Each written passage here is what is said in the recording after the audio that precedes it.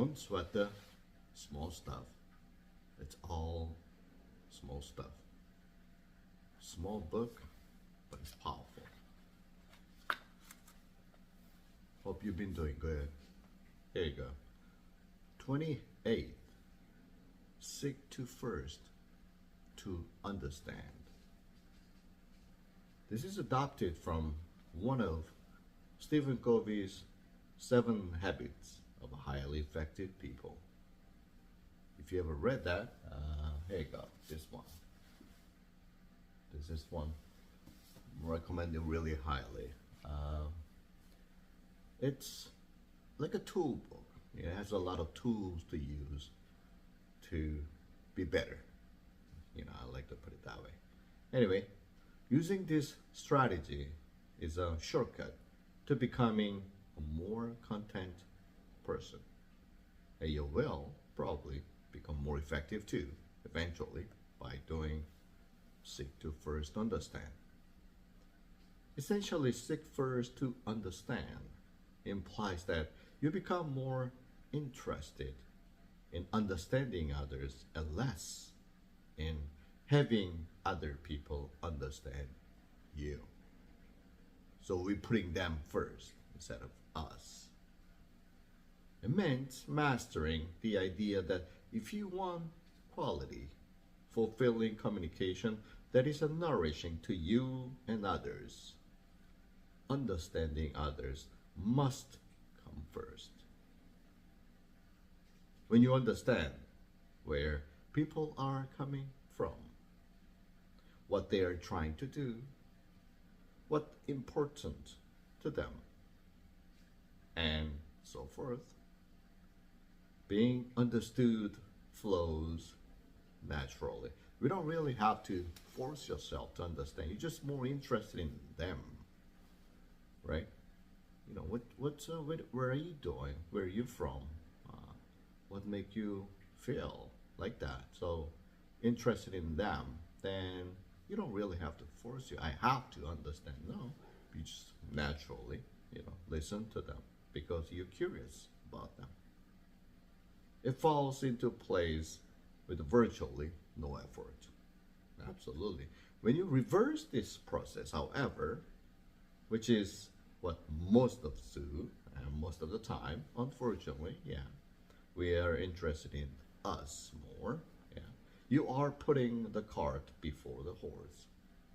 If you know what it means, who carried the cart? Horse. So horse has to sit in the front of the cart. But if you put cart in front of the horse, who's carrying? And who's carried? Well, I don't know. It won't move. It stays there. When you try to be understood before you understand, the effort you exert will be felt by you and the person or people you are trying to reach. Communication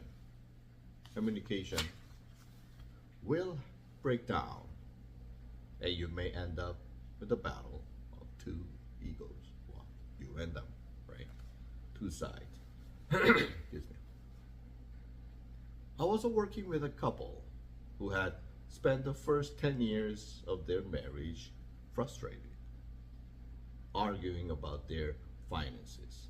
Well, I don't think it's rare. Are you struggling with the finances and that you have different opinion about the finances?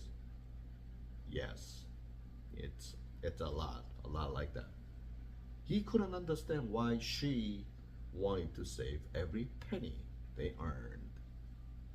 And she couldn't understand why he was a spendthrift. Any rationale on other position had been lost in their joint frustration. While many problems are more complex than this couple's, their solutions were relatively simple. Neither person felt understood. They just talk about their opinion. They needed to learn to stop interrupting each other and to listen carefully. Rather than defending their own positions, each needed to seek first to understand. This is precisely what I got them to do. He learned that she was saving to avoid her parents' financial disasters. Essentially, she was frightened of being broke. Well, that's her dilemma. She learned that he felt embarrassed that he wasn't able to take care of her, as well as his father did his mother. No, sorry about that. Essentially, he wanted to her to be proud of him as each learned to understand the other. What do you think? What do you think? Oh, here's this noise. My coffee is ready. Their frustration with each other was replaced by compassion. They are more interested in others, not themselves. So he was more interested in her. She was more interested in her. Of course, they love each other, but loving doesn't mean understanding. It's two different things. Understanding is like this sentence says, put horse first and cart, right? Who leads it? So you have to put them first. Today, they have a nice balance between spending and saving. Seeking first to understand is not about who's right or wrong. It is a philosophy of effective communication.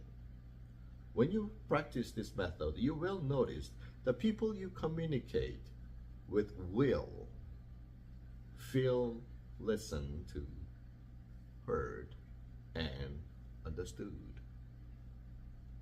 This will translate into better, more loving relationships. So you could ask, oh, if I understand them, and then we wouldn't have any problem. No, not like that. No, understanding it's, well, one thing I could say, we get better, right? How can you understand others perfectly, 100%? Do you think ever any other person would understand you 100%? No.